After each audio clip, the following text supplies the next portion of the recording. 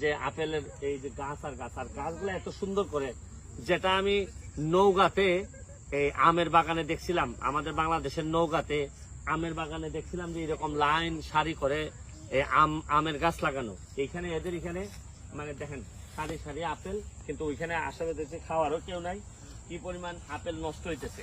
আর আমরা তো মোটামুটি রমজানের সময় আসলে প্রায় 150-200 টাকা হয়ে যায় আপেলের কেজি। আমি আপনাদেরকে ভাবলাম যে এটা একটু আপনাদের সাথে শেয়ার করি।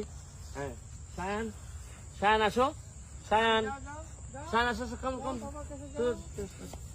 আসো। আমি আর আমার ছেলে আসছি বাগানে। আচ্ছা একটু দেখি রে পুত, জোরে মারো ছেলে পুত, জোরে মারো, জোরে।